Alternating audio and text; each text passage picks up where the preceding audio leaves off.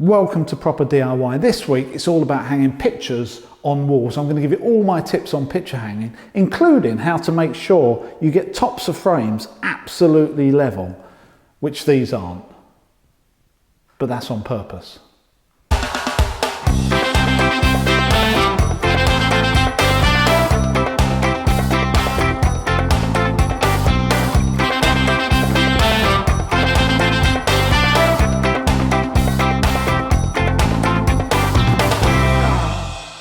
So I've got a little job today that I've been meaning to do for the boss for some time, and I've been putting it off for too long. And that is to get these pictures in this layout on this wall. This is a collection of prints and photos that we've been collecting for some time from the places we've lived around the world. So now's the time to get them up permanently so we can appreciate them. So today I'm going to give you some tips and tricks that I've learned along the way about getting pictures on walls, including using different types of fixings and how to get two pictures absolutely level at the top, even if they're in two totally different frames, which isn't something I've seen before.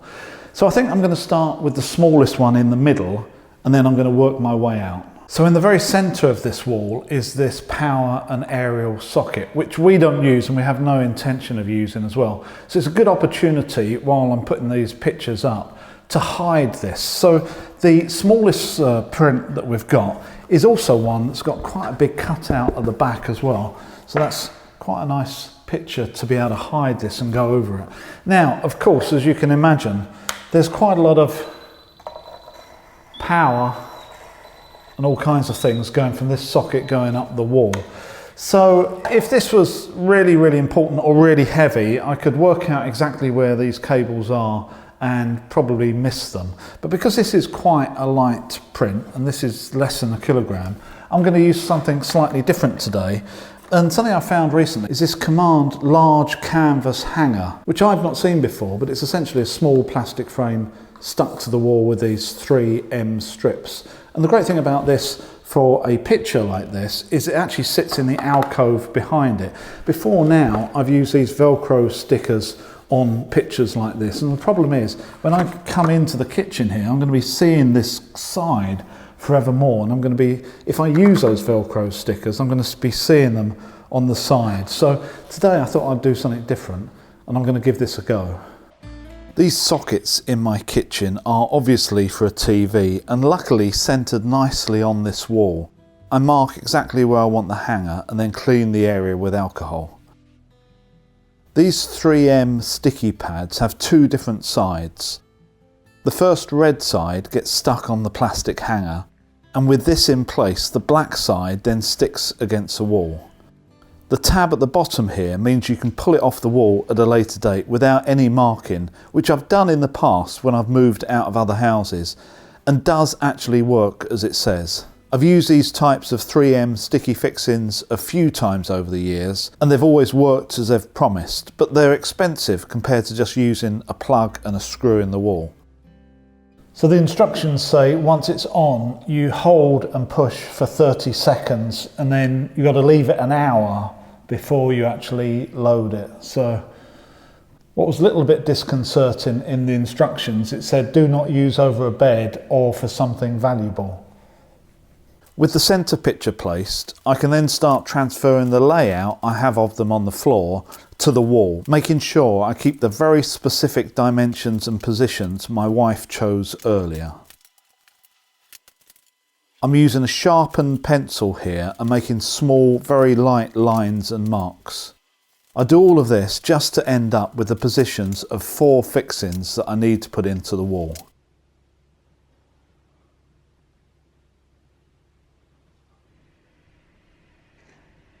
So I've marked out where I'm going to drill for the other 4 fixings and checked behind each one to make sure there's no services I'm going to go through.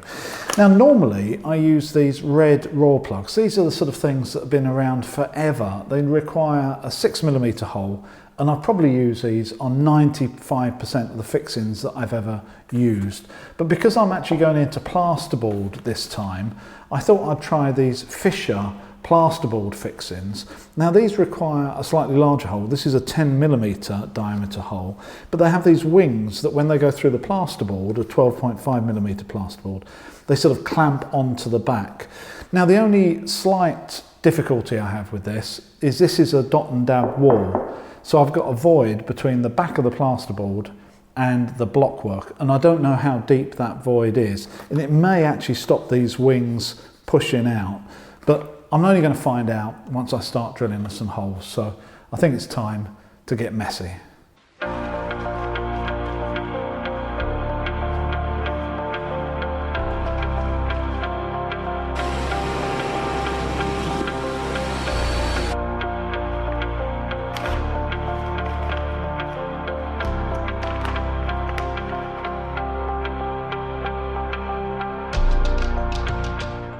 For hanging light to medium sized pictures, I like to use pan head rather than countersunk screws, so the string has got less chance of slipping off the head.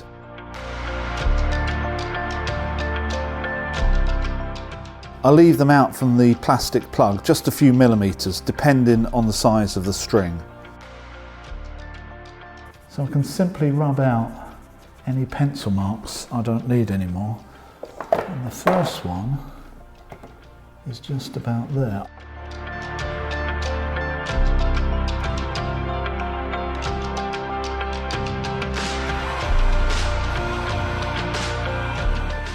I don't think I'm actually using these Fisher fixings to their potential. I'm not screwing the screw in strong enough for the wings to clamp on the back of the plasterboard.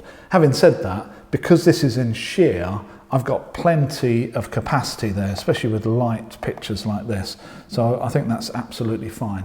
The other advantage I've got is the layout that I've got here, because it's a bit random, nothing actually lines up with anything else, which means if I do get it slightly wrong, it doesn't look out of place. However, there's lots of times where you do want pictures to line up exactly with each other. And I've got a little trick on how to do that. So go and see me in the workshop and I'll explain it all to you. The challenge to get two pictures exactly level is obviously always in the fixings. These two have completely different fixings in the back. But even with the same fixings, it can be a problem. These two have the same rope type fixing in the back. They're the same weight, the same size, and I bought them at the same time.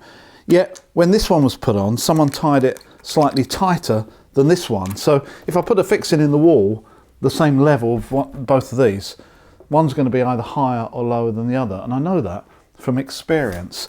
So how do we work out where the fixing in the wall has to be to get all the pictures exactly level? Well, we can work from the top and work out how far down we need to fix from the top of each picture.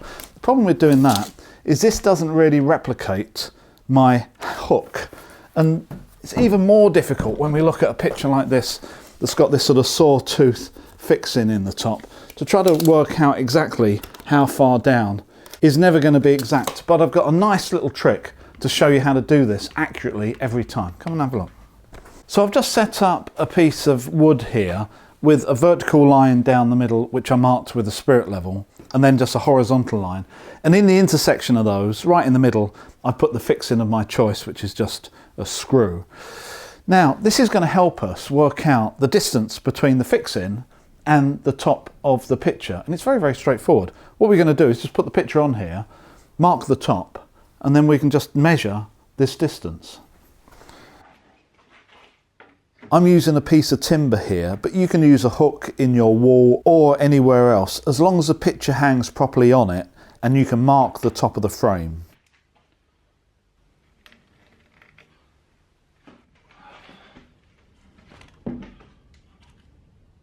Once this is set up, it's very quick to run through all your pictures and even mark this number on the back of them for future reference.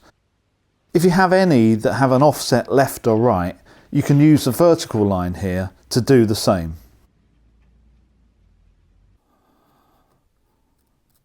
So we've now got the distance between the centre of the fixing and the top of each of these pictures. So all we have to do now is just measure that distance, and I can convert that to the markings on the wall to get them absolutely level.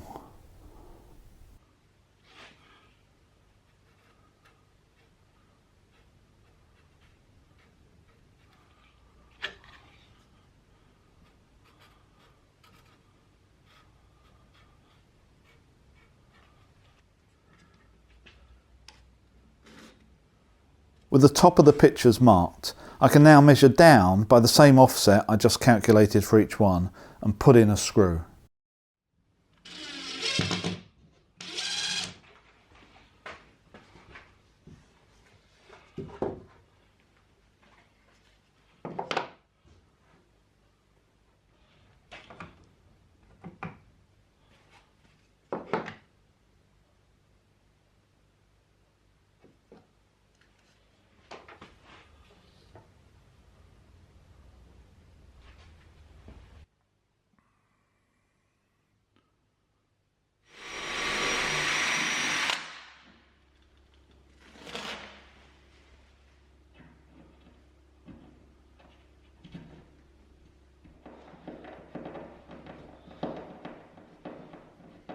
So that's the last one going in, and it is handy, this rubber takes off pencil marks quite nicely, so that's pretty clear actually.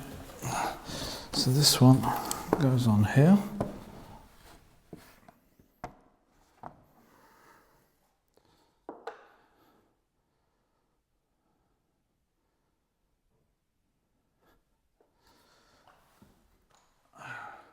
And now that we're past the hour, I'm safe to put this one back. I'm not quite sure what that 3M sticky does during the hour. But anyway, I followed the instructions and there we go. So what does it look like? I think that's pretty good and sort of random in a geometrically consistent way, if you know what I mean. So there you are, job done, 5 prints on the wall. I like the layout and I think it looks fairly smart, so I'm happy with that. These Fisher fixings I quite like. I don't think I've used anywhere near the capacity of them. Everything I've done today is in shear rather than tension, but when I do need to screw something quite solidly to the wall, I think these sort of wings that come out the back will definitely help. So those will be in storage and probably come out in the near future. Just a bit of a shame about the packaging. You can't actually see what you're going to get until you break the seal. Us DIYers and builders do like to see what we're going to get before we spend our money. So I think they've missed a bit of a trick there. Anyway, I hope you've enjoyed this video. If you have, please check out the other ones on the channel and please go and check out our Patreon page and maybe you can support us over there. So until next week, let's just hope that when my wife sees this, that she doesn't change her mind on the layout, hey? So until then, fingers crossed.